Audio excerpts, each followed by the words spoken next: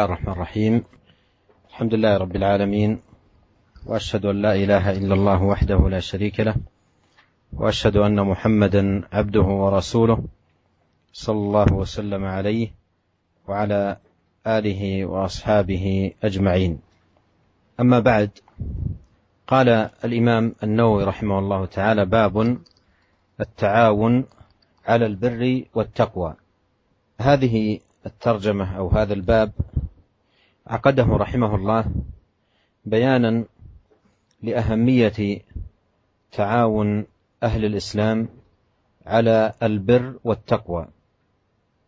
والبر والتقوى إذا اجتمع فالمراد كما قرر أهل العلم بالبر فعل الصالحات وأنواع الطاعات والأوامر، والتقوى المراد بها الكف عن المنهيات وتجنب المحرمات، بمعنى أن أهل الإسلام ينبغي أن يكون بينهم تعاون على فعل ما أمر الله سبحانه وتعالى به وترك ما نهى تبارك وتعالى عنه. وإذا كان التعاون قائما بينهم صلحت أحوالهم وزانت أمورهم وكثر الخير فيهم وقل الشر. أورد رحمه الله أولا قول الله سبحانه وتعالى: وتعاونوا على البر والتقوى. وهذه الآية فيها حث على التعاون على البر والتقوى، وأن يكون أهل الإيمان متعاونين على طاعة ربهم سبحانه وتعالى، يحث بعضهم بعضا على الخير، ويتعاونون على ترك ما يغضب الله سبحانه وتعالى ويسخطه، ويجاهدون أنفسهم على ذلك. Bismillahirrahmanirrahim. Alhamdulillah, segala puji dan syukur kita panjatkan kehadirat Allah Subhanahu wa taala. Salawat dan salam semoga senantiasa tercurahkan kepada junjungan kita, suri teladan kita, Nabi Muhammad sallallahu alaihi wasallam. Para pendengar yang dirahmati oleh Allah Subhanahu wa taala, kita melanjutkan pembahasan dari kitab Riyadhus Shalihin dan kita sudah sampai pada bab ke-21, yaitu bab yang diberi judul oleh Al-Imam Nawawi rahimahullah, bab at-ta'awun 'alal birri wat taqwa. Bab tentang kerjasama dalam melaksanakan al-bir dan at-taqwa, kebajikan dan ketakwaan. Bab ini dibuat oleh Al-Imam Nawawi rahimahullah untuk menjelaskan tentang urgensinya kerjasama di antara kaum muslimin dalam melaksanakan al-bir dan melaksanakan at-taqwa. Para ulama telah menyebutkan jika al-bir dan at-taqwa bertemu dalam satu konteks, maka al-bir maksudnya adalah mengamalkan amalan-amalan ketaatan dan mengamalkan amalan-amalan kebajikan. Adapun at-taqwa maksudnya adalah menjauhi perkara-perkara yang diharamkan oleh Allah Subhanahu wa taala, menahan diri untuk tidak terjerumus dalam perkara-perkara yang haram dan menjauhkan diri dari hal-hal yang dilarang oleh Allah Subhanahu wa taala. Maksudnya apa dari bab ini?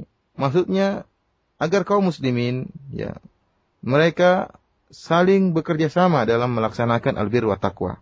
Hendaknya mereka bekerja sama untuk mewujudkan fi'lu ta'at, untuk mewujudkan ketaatan-ketaatan yang diwajibkan oleh Allah Subhanahu wa taala, yang disyariatkan oleh Allah Subhanahu wa taala, dan hendaknya mereka pula bekerja sama bukan hanya dalam melaksanakan ketaatan, mereka juga hendaknya bekerja sama dalam rangka menjauhkan kaum muslimin dari perkara-perkara yang diharamkan oleh Allah Subhanahu wa taala.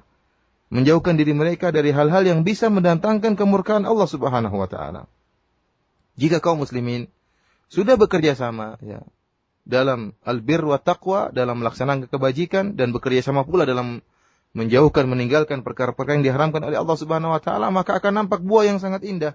Akan timbul banyak kebajikan, akan timbul banyak ketaatan, dan keburukan akan menjadi sedikit dan menjadi minimal, menjadi terkurang, karena kaum muslimin bekerja sama dalam rangka untuk meninggalkan hal-hal yang diharamkan oleh Allah Subhanahu wa taala. Al-Imam Nawawi rahimahullah membawakan ayat-ayat dan hadis-hadis. Adapun ayat pertama yang beliau bawakan yaitu firman Allah Subhanahu wa taala dalam surat Al-Maidah ayat 2, Allah berfirman, "Wa ta'awanu 'alal birri wat taqwa." Hendaknya kalian saling tolong-menolong, saling kerjasama dalam albir dan at-taqwa. Dalam ayat ini jelas ada dorongan, motivasi dari Allah Subhanahu wa taala kepada kaum muslimin agar mereka bekerja sama dalam albir dan dalam at-taqwa. Yaitu hendaknya orang-orang beriman saling dukung-mendukung, saling sokong-menyokong, saling memotivasi satu di antara yang lainnya, yang mendorong satu kepada yang lainnya agar melaksanakan kebajikan-kebajikan. Dan juga agar menjauhkan diri mereka dari hal-hal yang diharamkan oleh Allah Subhanahu wa taala, dari hal-hal yang bisa mendatangkan kemurkaan Allah Subhanahu wa taala. ثم أورد رحمه الله تعالى قول الله سبحانه والعصر إن الإنسان لفي خسر إلا الذين آمنوا وعملوا الصالحات وتواصوا بالحق وتواصوا بالصبر. قال الإمام الشافعي رحمه الله كلاما معناه إن الناس أو أكثرهم في غفلة عن تدبر هذه السورة. وهذه السورة أيها الإخوة المستمعون سورة وجيزة ألفاظها وكلماتها وبليغة معانيها ودلالاتها، وهي مع وجازتها أتت على الخير بحذافيره وجمعت البر بأنواعه. وقد جاء عن الشافعي رحمه الله أنه قال لو فكر الناس في هذه السورة لكفتهم، أي لكفتهم واعظا وزاجرا وسائقا إلى الخير والبر بأنواعه. Kemudian Al-Imam Nawawi rahimahullah membawakan ayat berikutnya, yaitu surat Al-Asr, di mana Allah Subhanahu wa taala berfirman, "Wal 'asr innal insana lafi khusr." Demi masa, sungguhnya seluruh manusia dalam kerugian. Illal ladzina amanu wa 'amilus solihati wa tawasaw bil haqqi wa tawasaw bis sabr. Seluruh manusia dalam kerugian kecuali orang-orang yang beriman dan mengerjakan amalan-amalan saleh dan saling berwasiat, saling menasihati untuk melaksanakan kebajikan, al-haq, kebenaran, dan saling mewasiatkan untuk bersabar. Al-Imam Syafi'i rahimahullah mengucapkan suatu perkataan yang maknanya, "Innan nasa au aktsarahum fi ghaflatin an tadabburi hadhihi surah." Sungguhnya, kata Imam Syafi'i, sungguhnya manusia atau kebanyakan manusia, mayoritas manusia, mereka lalai dari mentadaburi surat ini. Para pendengar yang dirahmati oleh Allah Subhanahu wa taala, surat ini yaitu surat Al-Asr, surat yang ringkas. Lafal-lafalnya ringkas, kalimat-kalimatnya pun ringkas, akan tapi maknanya sangat mengena, maknanya sangat dalam. Meskipun lafalnya yang sedikit, akan tetapi dia mengandung dan mengumpulkan seluruh bentuk-bentuk kebajikan, seluruh model-model kebajikan. Oleh karenanya, Al-Imam Syafi'i rahimahullah pernah berkata, "Lau fakkaron nasu fi hadhihi surah lakafathum." Kalau seandainya orang-orang mau merenungkan tentang surat ini, maka akan mencukupkan mereka. Apa maksud Imam Syafi'i rahimahullah? Maksudnya, surat ini cukup bagi mereka sebagai pemberi peringatan, sebagai pemberi nasihat, sebagai akan mengantarkan mereka kepada kebajikan dan mengantarkan mereka kepada segala bentuk-bentuk kebaikan. أيها الإخوة المستمعون، إن هذه السورة العظيمة حقيق بكل مؤمن أن يتأملها وأن يتدبر دلالاتها وأن يقف عند وعظها وزجرها وأن تكون له سائقا إلى الخير بأبوابه المتنوعة ومجالاته الفسيحة. لقد صدر الله جل وعلا هذه السورة المباركة بالقسم بالعصر، والعصر هو الدهر، هو الزمان الذي هو ميدان الأعمال ومجال الطاعات أو غيرها، والناس مع العصر والزمان بين محافظ ومضيع، وحال الناس مع الزمان والعصر إما في غنيمة وربح وإما في إضاعة وخسران. والليال والأيام تمضي والشهور والأعوام تمر، وكل ما يمر من الزمان والوقت محسوب على الإنسان ومعدود في عمره، وهو فيه بين خاسر ورابح. Para pendengar yang dirahmati oleh Allah Subhanahu wa taala, surat yang agung ini sungguh layak bagi setiap mukmin untuk mentadaburi surat ini, untuk merenungkan tentang hal-hal yang ditunjukkan oleh surat ini. Hendaknya setiap mukmin berhenti pada ya peringatan dan juga nasihat yang disampaikan oleh dalam surat ini. Dan hendaknya surat ini dijadikan sebagai ya pengantar kepada segala kebajikan dan segala amal-amal ketaatan. Para pendengar yang dirahmati oleh Allah Subhanahu wa taala, Allah Subhanahu wa taala telah membuka surat ini yang penuh keberkahan ini dengan sumpah Allah Subhanahu wa taala dengan masa. Kata Allah Subhanahu wa taala, "Wal 'asr," demi masa. Allah Subhanahu wa taala bersumpah dengan demi masa. Dan kita tahu bahwasanya al-'asr yaitu ad-dahr, dialah masa, zaman.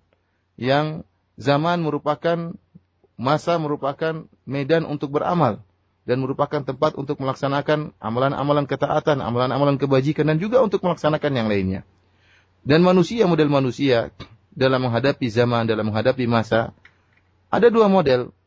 Ada yang menjaga waktu tersebut untuk dilaksanakan atau diisi dengan ketaatan-ketaatan, dan ada yang mudhayya, yaitu orang yang melalaikan zaman tersebut.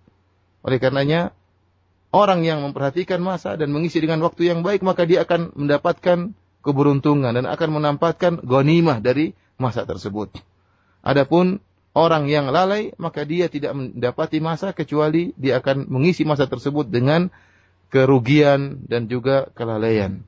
Ingatlah bahwasanya hari-hari, ya, malam yang berlalu, bulan yang berlalu, tahun-tahun yang berlalu, terus berlalu, dan tidaklah setiap masa yang berlalu, tidaklah setiap waktu yang berlalu, kecuali akan dimintai seorang manusia, akan dimintai pertanggungjawaban oleh Allah Subhanahu wa taala. Setiap masa yang berlalu berarti setiap umur dia berkurang. Setiap masa lewat berarti setiap umur dia berkurang dan dia dalam kondisi beruntung ataupun merugi. Qala Allah jalla sha'nuhu wal 'asr innal insana lafi khusr. Qawluhu innal insana lafi khusr هذا المقسم عليه وهو أن الإنسان خاسر والمراد بالإنسان أي جنسه والمعنى أي كل الناس خاسرين إلا من استثناهم الله جل وعلا في هذه السورة. قال جل شأنه إن الإنسان لفي خسر ولم يقل إن الإنسان لخاسر لأن قوله لفي خسر أبلغ وذلك أن في تدل على الظرفية والمعنى أن كل إنسان وأن جميع الناس منغمسون في الخسران والخسران محيط بهم من كل جانب إلا من استثناهم الله جل وعلا وهم الذين آمنوا وعملوا الصالحات وتواصوا بالحق وتواصوا بالصبر.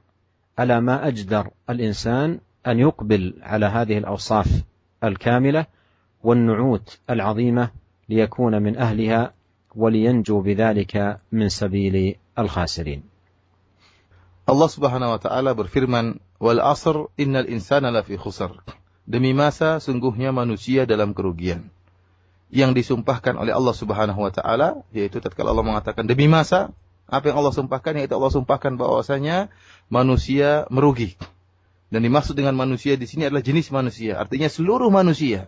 Itu demi masa seluruh manusia merugi kecuali yang dikecualikan oleh Allah Subhanahu wa taala. Allah Subhanahu wa taala berfirman, "Innal insana lafi khusrin." Sungguhnya seluruh manusia dalam kerugian. Allah Subhanahu wa taala tidak mengatakan seluruh manusia merugi. Akan tapi Allah mengatakan dalam kerugian. Dan kalimat dalam kerugian lebih mengena. Karena kalimat dalam atau pada kerugian menunjukkan dzarfiyah, yaitu menunjukkan suatu tempat, yaitu manusia seakan-akan masuk dalam suatu tempat yang tempat itu isinya semuanya kerugian.